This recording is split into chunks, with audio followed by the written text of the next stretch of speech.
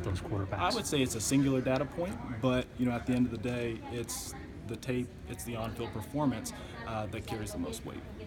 How much do you care what offense a quarterback runs in college as you evaluate him? Is that a big deal or not that big a deal? It depends on the individual situation.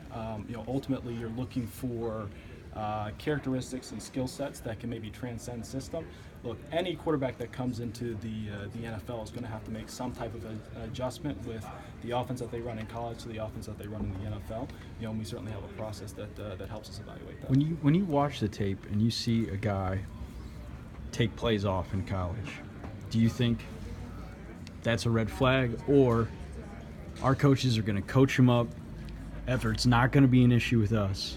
Look, how do you view it? Ultimately, we want guys who are going to play passionately and relentlessly from snap to whistle, and that's certainly something that we look for in the evaluation process. The desire to play portion of it, we've seen it in past picks here in Cleveland. Obviously you do the background checks and character and all those things are important.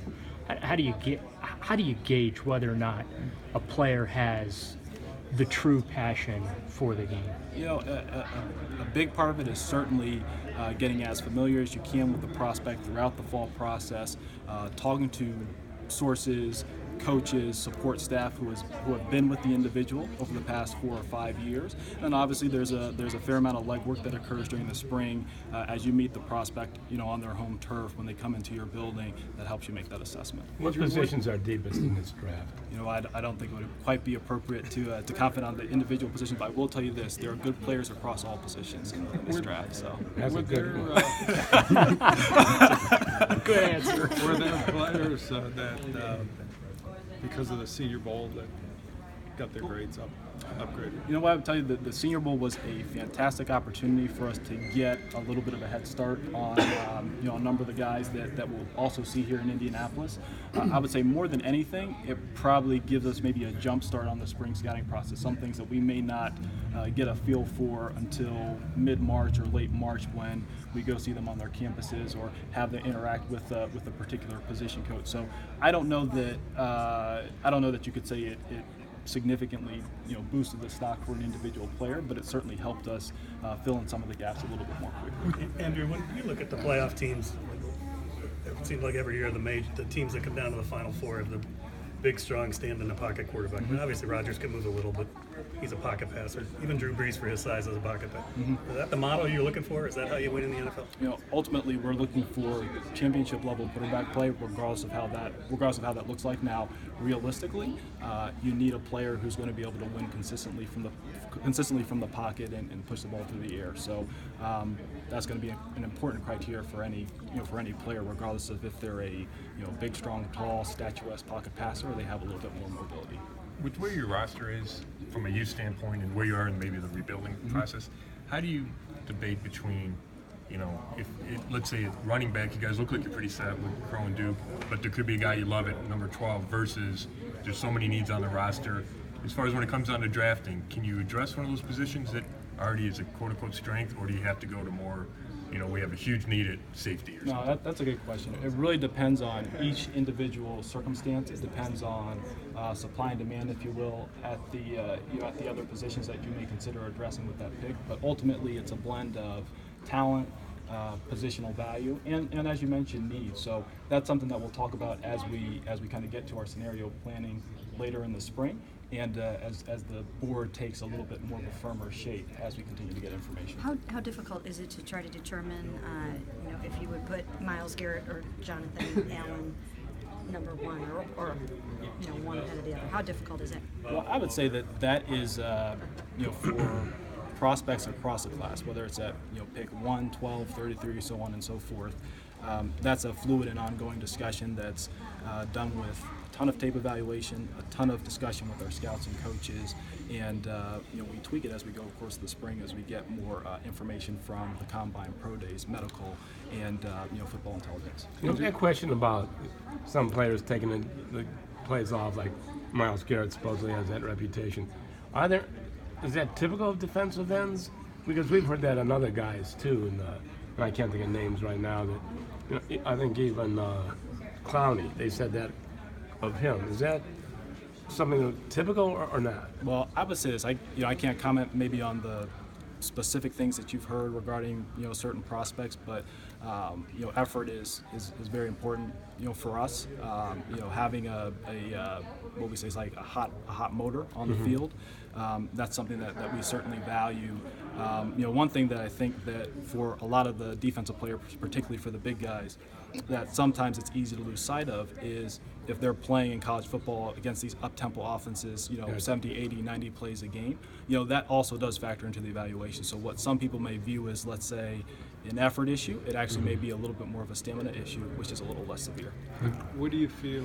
Do you think the Patriots will trade Garoppolo? You know what? Hey, that's a great question, Tony. That's a great question. driving up the price. Hey, look, I certainly understand the reason you would ask that question, but he's under contract with another team. It's not appropriate for me to comment on that. Is the way you guys are evaluating defensive players different with Greg Williams as a coordinator?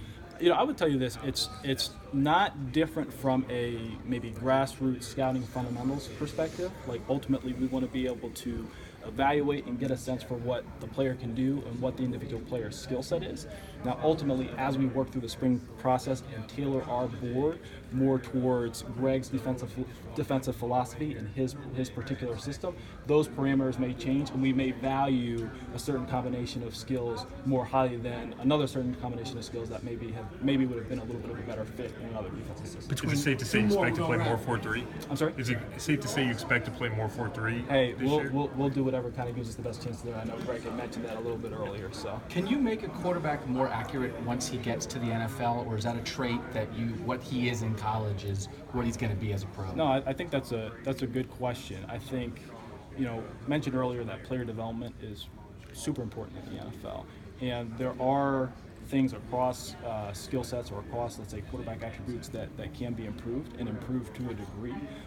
But there probably is a little bit of innate ability for a quarterback to be accurate or inaccurate that you may never surpass a hurdle. So if you're one of the least accurate quarterbacks in college football, it's probably unlikely that you're going to get to the NFL and be one of the most accurate quarterbacks in the NFL. But that's not to say that aspect can't be modestly improved. Between now and the draft, one of the prevailing narratives is a player's stock is rising or he's falling.